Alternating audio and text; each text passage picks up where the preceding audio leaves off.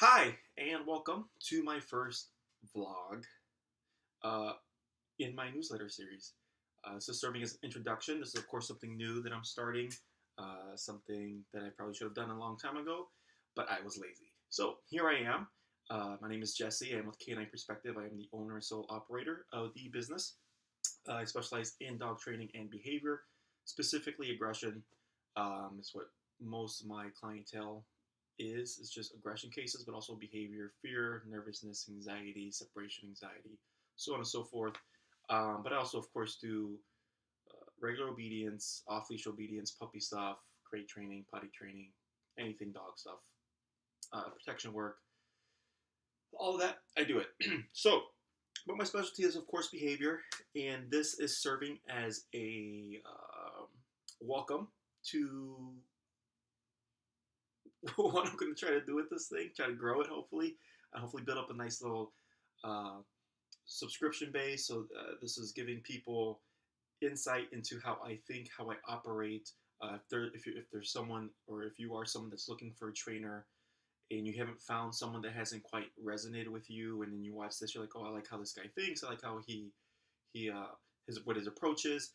Then of course you can contact me, but also just to serve as a resource for my clients or even people that don't have access to a trainer like myself in their area that work specifically with behavior, or just maybe they're trying to get a certain level of obedience, and hopefully this can help you get there. This is going to be pretty much a lot of me just talking. I'm hoping to build upon this to make a series that is just moving from or growing from one topic to another that's related, and simply kind of like reading a book from beginning to end. Like you're starting one place, reading in another, but you're getting all this information in the meantime about dog behavior, dominance theory, how it applies to dog training, the difference between behavior and dog training or obedience training, things like that. And so for my clients, past and present, we go through a lot of stuff in a session, and a lot of it gets, they may forget something, or they may ask me the following class, and it just doesn't stick. So hopefully, as I start to cover in this series more and more things, this will also serve as a resource for you to come back to and watch and go, oh, okay, even though I don't have Jesse here, I kind of have him here on my screen. Okay, so that was the introduction. So what's to come is, of course, like I said, building upon information, insight on dog behavior, Q&A. Definitely want to cover things that you feel are important, no matter what it is: potty training, crate training, separation anxiety, aggression, how to teach the dog to sit. Like, I don't care if it's a question. Like they say, there's no such thing as a stupid question. Please submit it to canineperspectiveinc@gmail.com, and I will pick one. I don't know how many I'm going to get. Maybe I'll get none. Maybe I'll have to make one up. I don't know. But please send out your questions. Um, Also, from time to time, I can't be all business, when I do my visits and stuff like that. It's pretty much just get to the point. Let's work on it. Let's fix something. But, throwing in some tricks or how-to videos, even with maybe standard obedience. But, maybe throwing in some fun stuff. My pit bull Lexi, of course, knows a lot of very intricate tricks. She's probably forgotten them. I probably forgotten them by now. But definitely do those things and know how to do those things. So we'll cover that as well. Let me see. Sorry, I look at my notes here. So today's topic, as an introduction, is simply obedience and behavior. Um, the difference between the two, and this is something that I come across a lot when I do my consultations, especially my behavior consultations, or when people talk to me on the street about, oh, you're a dog trainer, blah blah blah blah.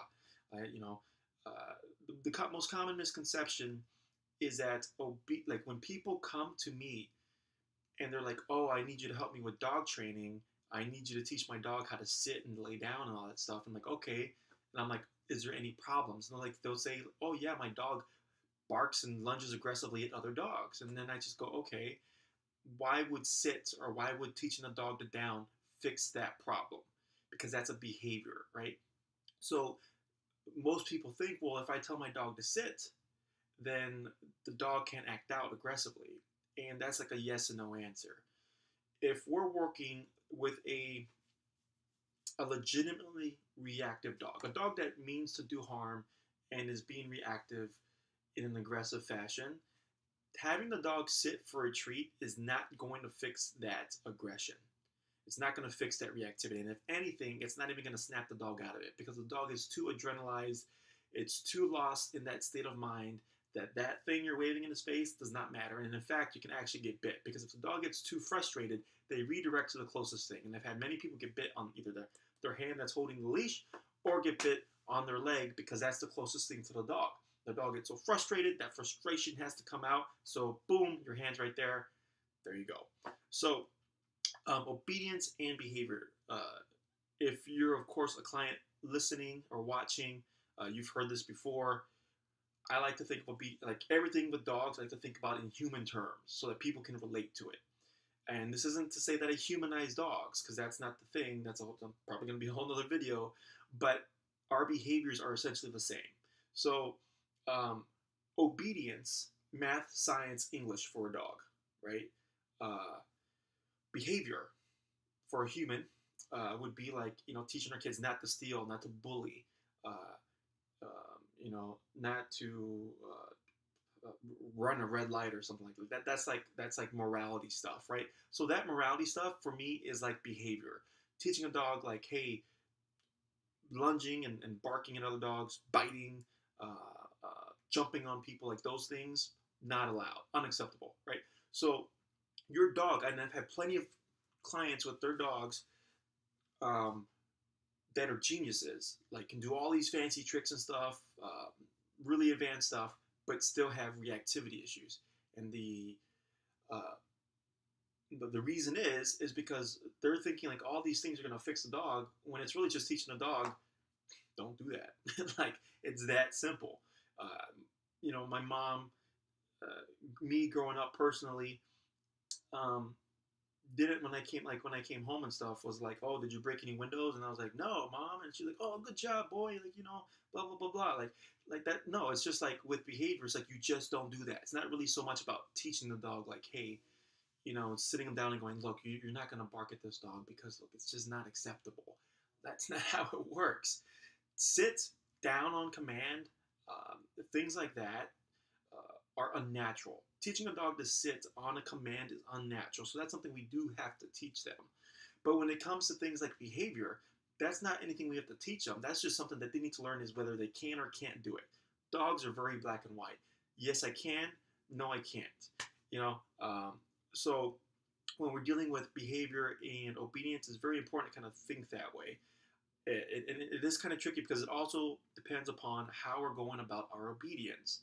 If our obedience is simple clicker training, or simply clicker training, and there's no corrections, there's no repercussions, there's no consequence for the dog doing something that they shouldn't do, behavior-wise, then you're never going to get that past that behavior. It's never going to go away, because nothing's ever told the dog, don't do that.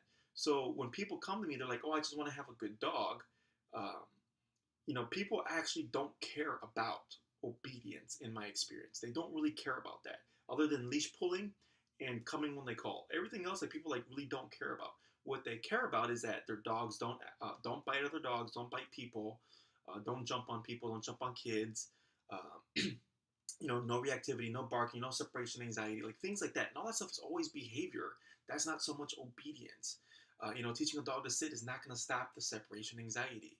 It simply isn't. They don't overlap. They don't cross each other. Remember, math, science, English. We can have someone who's a genius with that stuff. To be like a physics genius. Come up with all these theories and stuff. They get like awards, but they could still be a bad person. They could still steal stuff. They could be a serial killer, and we don't even know it. So it's completely unrelated. Same thing with dogs. So very, very important to keep that in mind. When we're doing with obedience stuff too, if we're utilizing aversives like prong collar, slip chain, or electronic collar, that's a little bit different, because now with the obedience, it's not so much like, hey, you do this, you get a treat. It's more so like, hey, you do this because you're supposed to. And now we put the dog in a whole different headspace. Now they're more mindful. Now they're like, well, you know what? There's consequence if I don't do, certain things. And that can alleviate a lot of behaviors in many cases. But in some cases, if the behavior keeps happening, it's simply because the behavior is too severe, or the dog has practiced it for so long that it's really ingrained in them. So it overrides the obedience, even if you are using electronic collar, prong collar, or slip chain. So it's a very tricky, fine line, especially when we're working with dogs that are behavior cases, and I'm having the client essentially have to think between obedience mode and behavior mode. You know, when to do this type of correction against when to do this other type of correction. So it does get pretty tricky. It is not that easy. Behavior is not easy at all. It's very complicated because it's very much relationship based. Even for simple obedience, even if the dog does not have any behavior problems, if there is no respect between handler and the dog, even the friendliest dog won't do the obedience because there's no respect factor there. So same thing with behavior. A dog won't behave well or won't stop biting if there's no respect factor. So it's always trying to build reliable obedience, teaching the dog not to do certain behaviors, and also building that respect factor between the handler, owner, and of course the dog. Hopefully I didn't ramble on too much, and hopefully I contained some information that would be helpful. Let me see here. I believe I've covered all the points that I've noted. So that would wrap up today's video for this week's newsletter. I was trying to keep it under 5 minutes, and we are now at 12 minutes. So I'm going to end it there. Please share if you found this information useful. Please come back to it if you ever need more information. And please feel free to submit questions. If you have questions about what I talked about today, or even questions on a completely different tangent, please submit them. I will get to them as soon as I can in some kind of orderly fashion. I made, and as well as subscribing to the newsletter. I will have a link in the email, and you can also, I believe, subscribe on my Facebook and find me on YouTube as well with other, I believe I have some links on there also. So thanks for watching. This is Jesse with Canine Perspective, and I'm signing off. Take care.